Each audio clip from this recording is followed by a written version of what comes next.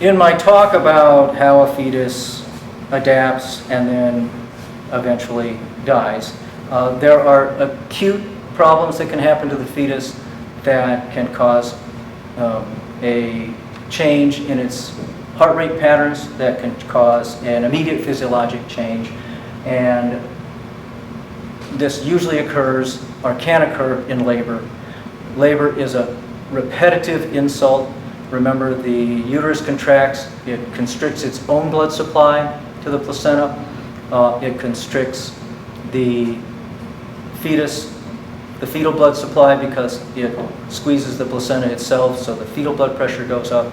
It can constrict and it can cause pressure against components of what's inside the amniotic sac, in particular the umbilical cord. And so we're going to talk about the pathophysiologic mechanism of the response to umbilical cord compression, just to remind you of the regulation of fetal blood flow and fetal heart rate. There's a clinical finding that we have. You saw the fetal heart rate tracing with some of those drops in the heart rate that took a while to happen, that happened after the contraction. We actually call those late decelerations. We're not going to talk about that. But there is another type of deceleration evident on that fetal heart rate tracing that is a result of squeezing the umbilical cord. We just talked about the components of the umbilical cord, the two umbilical vessels that come up the front of the abdominal wall and exit the umbilicus, 2 arteries and 1 vein. And people have been measuring fetal heart rate for a very long time. A very low heart rate is abnormal, whether you just listen to it for a moment, or if you listen to it, or if you watch it on a graph over time.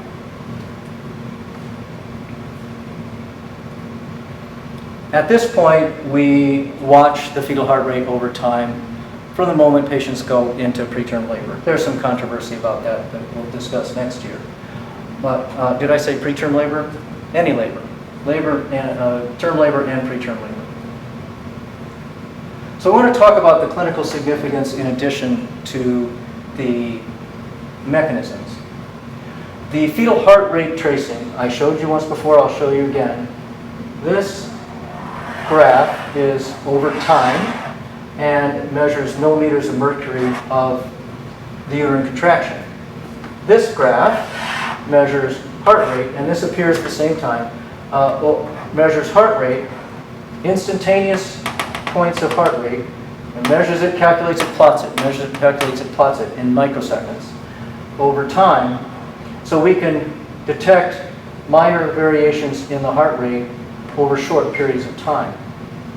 And it's usually characterized by some baseline, characterized by some accelerations, as you see here, but the things that we worry about pathologically are the drops in heart rate. Remember, a long drop, that's always bad. Intermittent drops, we'll talk about what their character might be next year. But there is a particular characteristic drop in the heart rate, a complex drop in the heart rate when a contraction occurs and squeezes the umbilical cord.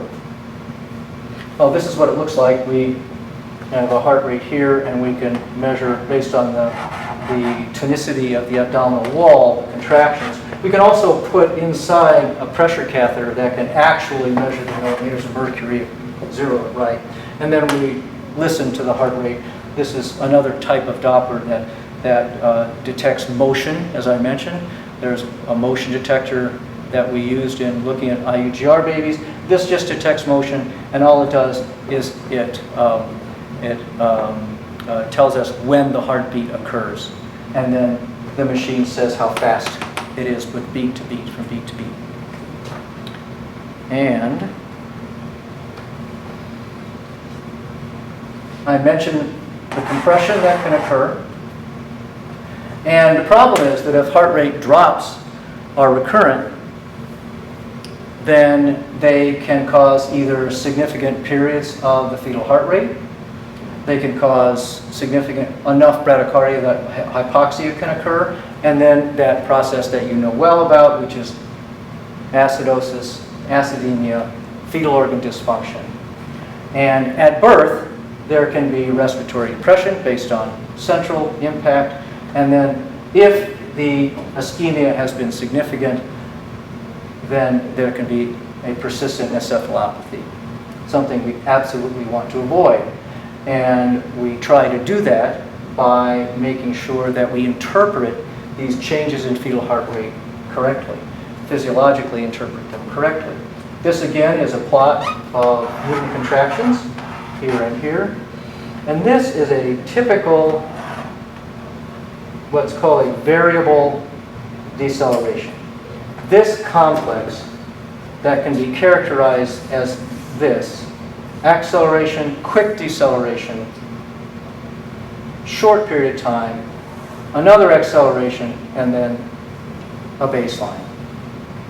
This is the typical W-shaped, D-shaped pattern, or M-shaped, I guess, pattern of a variable deceleration. And I'm just using this as an example to help you understand how the fetus detects changes in its physiology.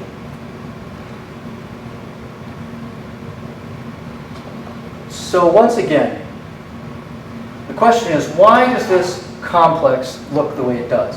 Why does it go up quickly, down, then back up, and then settle into a prior baseline? Why is that based on how the cord is progressively compressed? And you probably may have figured this out already. Let's just look at this once again. There's a contraction.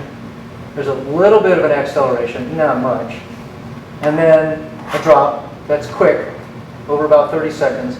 And then a recovery, acceleration, and then a baseline again. And sometimes you lose it, sometimes you don't. But this is typical.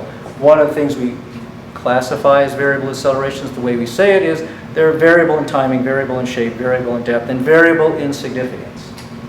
But we're going to use the idealized one to just talk about physiology. That's this one. Goes up, down, up, straight across.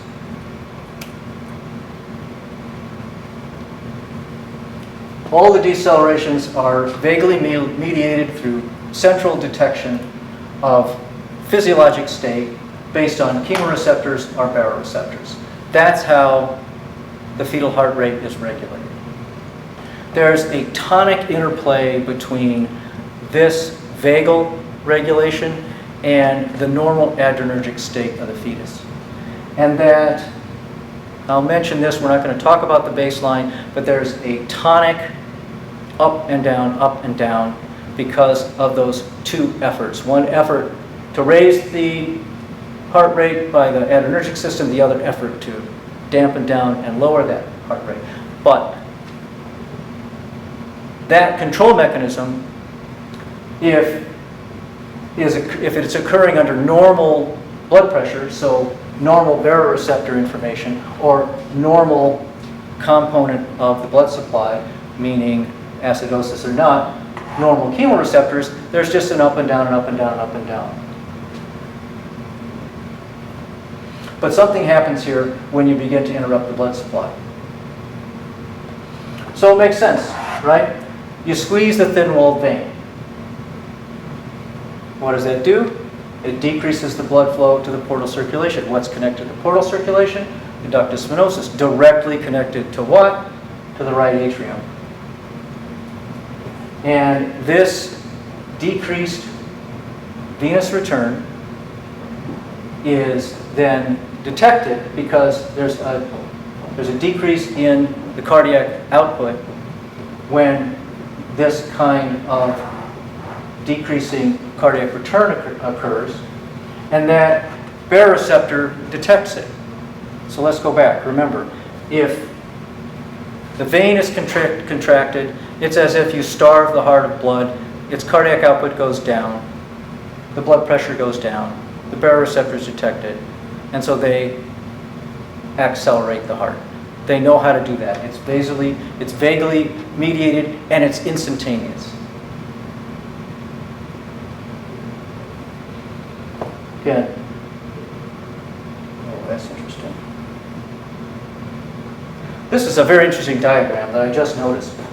So there's two arteries and a vein, and the arteries and vein are not always, they don't always look exactly like that, but generally, if you cross-section, it comes out to look like that.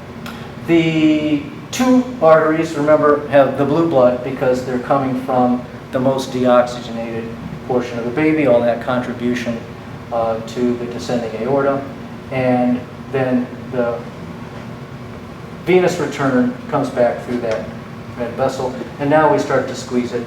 This is much thinner. Here is the whole story right here.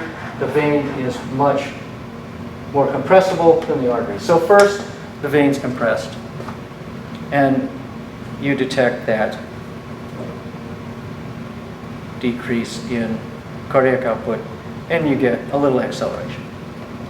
So there goes a little acceleration, and then deceleration is caused by acute hypertension. Sensibly, acute hypertension occurs when the arteries are compressed. So you cut off 40% of your blood supply by compressing the two arteries, okay?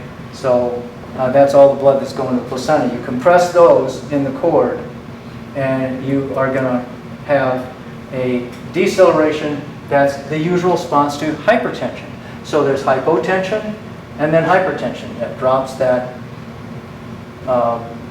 heart rate, and then with release, it reverses it. The arteries pop back open, and the heart rate comes back up, and then the vein is still compressed, so it remains elevated, and then it comes back down when there's a relaxation.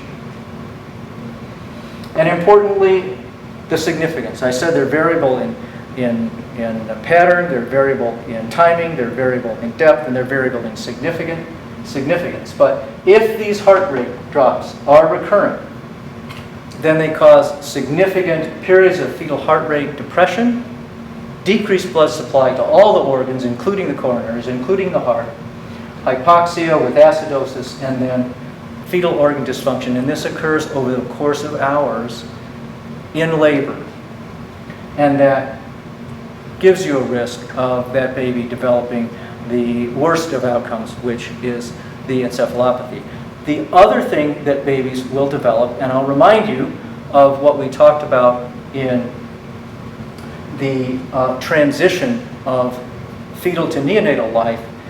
If this hypoxia occurs, the fetal response can be release of that meconium, and the meconium can irritate the inhaled fluid that's normally inhaled. It can also, and then that causes the increase and persistence of the increase of the pulmonary vasculature. With hypoxemia and hypercarbia, that occurs